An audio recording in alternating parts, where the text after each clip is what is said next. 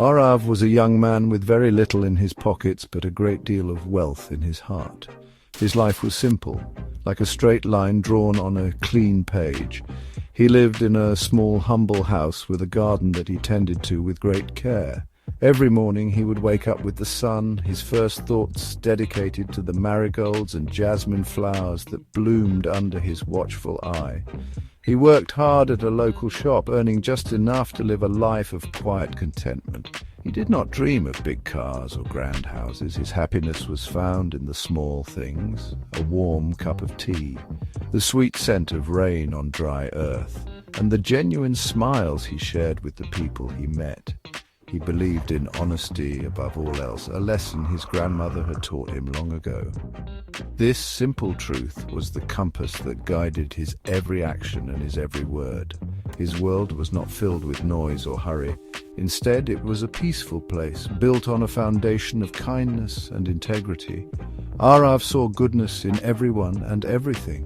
He would often share his lunch with an old watchman who sat near his shop, never expecting anything in return.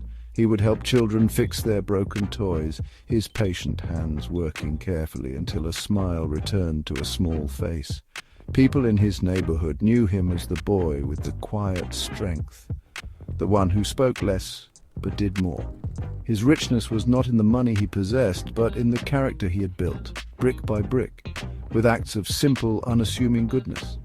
This was Aarav's world, a world where the heart's value was more important than the wallet's weight.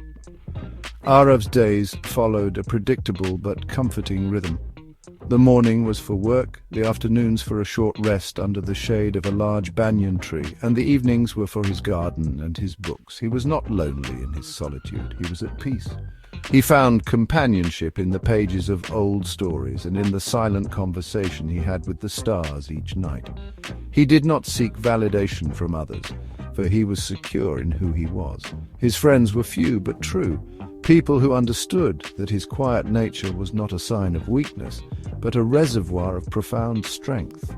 They admired his ability to find joy in a life that others might have called plain or uneventful. He believed that life, much like his garden, required patience and care to flourish. You could not force a flower to bloom before its time, and you could not force happiness to arrive on demand. It had to be nurtured, tended to with a gentle hand and a hopeful spirit. This philosophy shaped his entire being. He faced challenges not with loud complaints or frustration, but with a calm resolve, believing that every problem had a simple, honest solution if one looked hard enough. His life was a testament to the idea that true wealth is not something you can count, but something you feel deep within your soul, a quiet and steady warmth that no worldly possession can ever provide. Into this quiet, well-ordered world came Meera, like a sudden burst of color on a grey canvas. She was everything Aarav was not: loud, vibrant, and full of restless energy. Her laughter was like the chiming of temple bells, a sound that could travel far and wide, making everyone turn their heads. She moved with the grace of a dancer, her eyes sparkling with mischief and a zest for life that was infectious. Meera was the daughter of a wealthy merchant, and her world was one of parties, expensive clothes, and the constant attention of many admirers. She was like a songbird, always flitting from one branch to another, her melody enchanting all who heard it. Aarav first saw her at the local market, her bright yellow sari, a stark contrast to the earthy tones of the stalls around her.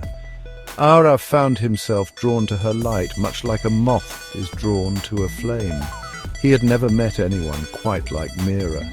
Her presence was a whirlwind, disrupting the calm waters of his life in a way that was both terrifying and wonderful.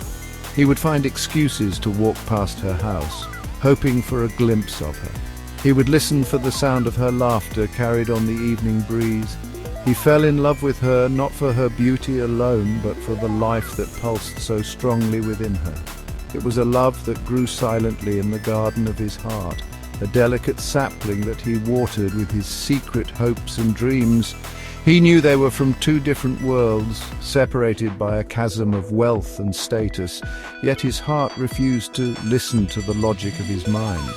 Their paths began to cross more frequently. Meera, in turn, noticed the quiet boy with the kind eyes who always seemed to be nearby. She was used to boys who were loud and boastful, who tried to win her attention with grand gestures and expensive gifts.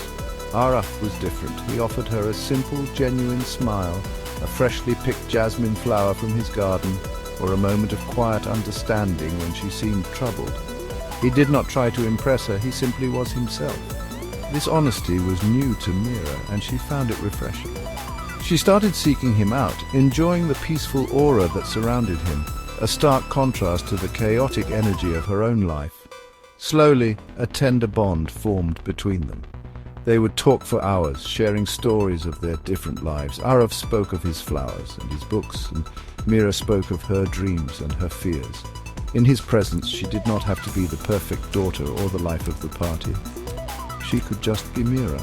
And in her presence, Aarav felt a new kind of happiness, a bright and shining joy that filled the quiet corners of his world.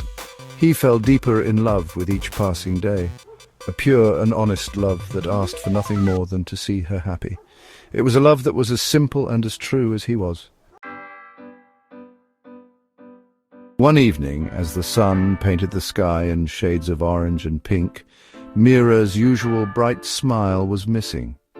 She sat with Aarav on a bench overlooking the river, her gaze lost in the gentle flow of the water. Aarav waited patiently, his quiet presence offering her comfort without the need for words. Finally she turned to him, her eyes filled with a deep sadness. "Aarav," she began, her voice barely a whisper, "I love you. I truly do. Your goodness and your simple heart are things I cherish more than you know." Aarav's heart soared with a joy so intense it almost hurt. But his happiness was short-lived, as Meera's next words fell like heavy stones. Her confession of love was not a beginning, but an end.